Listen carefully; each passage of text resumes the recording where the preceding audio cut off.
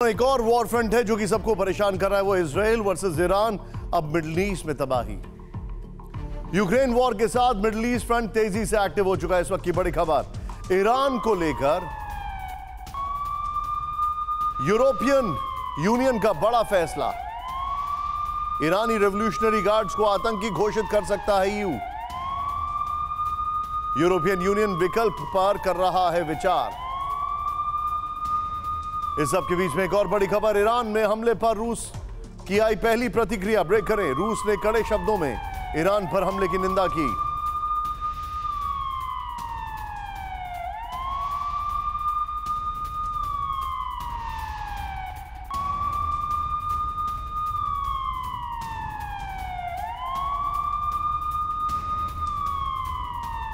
रूस ने कहा हमारी खुफिया एजेंसियां समीक्षा कर रही हैं। 48 घंटे में 2 बार ईरान पर हो चुका है बड़ा हमला। ये जूस और आइसक्रीम शॉप चलाते हैं और हर महीने 3 लाख तक कमाते हैं। आपको शुरू करना है, इनसे सीखना है तो फ्रीडम ऐप को अभी डाउनलोड कीजिए। सवाल ये है, सोचिए जरा आप, क्या Iran versus Israel world war लाएगा? क्या अब ईरान अपने न्यूक्लियर हथियार का परीक्षण करेगा? क्या ईरान इजराइल पर बड़ा पलटवार करने वाला है? हम ऐसा क्यों कह रहे हैं, इस रिपोर्ट में देखिए।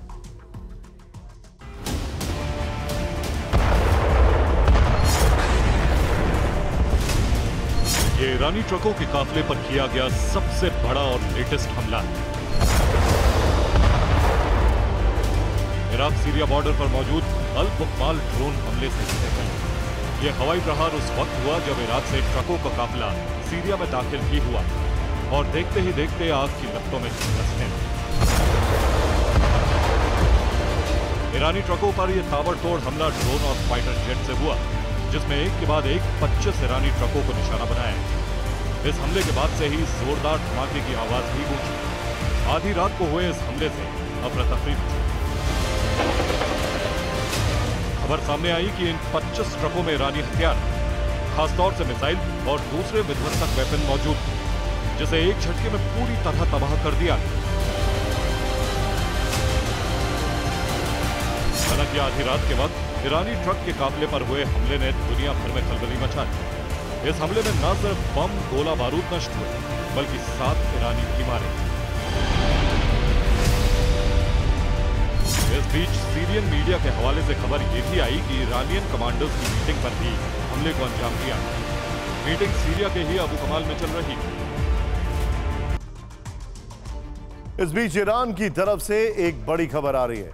ईरान ने इजराइल को दी बड़ी चेतावनी।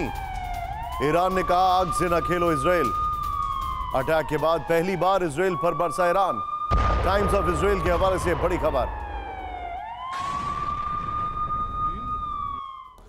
ईरान पर 2 दिन में 2 बार ऐसे अटैक हुए हैं जिससे एक देश का दहलना लाजमी है। अब इन हमलों को लेकर चौंकाने वाली इनसाइड स्टोरी सामने आई है। अब खबरें ये भी सामने आ रही हैं कि ईरानी ट्रक के जरिए हथियार सीरिया के रास्ते हिजबुल्लाह को मदद पहुंचाने के लिए भेजे जा रहे थे। ऐसे में सवाल उठ रहे हैं कि क्या ट्रकों के जरिए हिजबुल्लाह को मिसाइल भेजी जा रही है? क्या ईरान हिजबुल्लाह को हथियार दे रहा था, इसलिए ड्रोन से अटैक हुआ? दरअसल ईरान अक्सर इराक से और सीरिया के रास्ते लेबनान के हिजबुल्लाह आतंकवादी ग्रुप को हथियार भेजता है, इसलिए इजराइल हवाई हमलों के जरिए टारगेट भी करता है। हिजबुल्लाह लेबनान का आतंकी संगठन है जिसे लेबनान में इजरायली अटैक के बाद बनाया है। अब हिजबुल्लाह के आतंकी इजराइल पर हमला करते हैं। हालांकि अब बुकमाल में हुए हमले को मिडिल ईस्ट फ्रंट में बारूदी विध्वंस के सिग्नल की तरह देखा जा रहा है, क्योंकि 2 दिन में ईरान पर यह दूसरा हमला है। पहले रविवार को ईरान के 6 शहरों पर हमले हुए,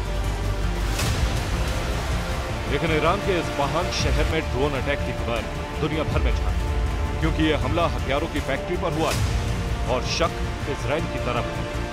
लेकिन ईरान ने इस्फहान शहर की ड्रोन फैक्ट्री पर हुए अटैक को सामान्य बताया। बाकायदा सैटेलाइट तस्वीर जारी करके बताने की कोशिश की है कि फैक्ट्री को बहुत ज्यादा नुकसान नहीं हुआ। ऐसे में कहा जा रहा है कि यह बड़ी तबाही से पहले की खामोशी, हथियार तैयार है और विश्व युद्ध की चिंगारी फूटने है। ये जूस और आइसक्रीम शॉप चलाते हैं और हर महीने 3 लाख तक कमाते हैं। आपको शुरू करना है, इनसे सीखना है, तो फ्रीडम ऐप को अभी डाउनलोड कीजिए।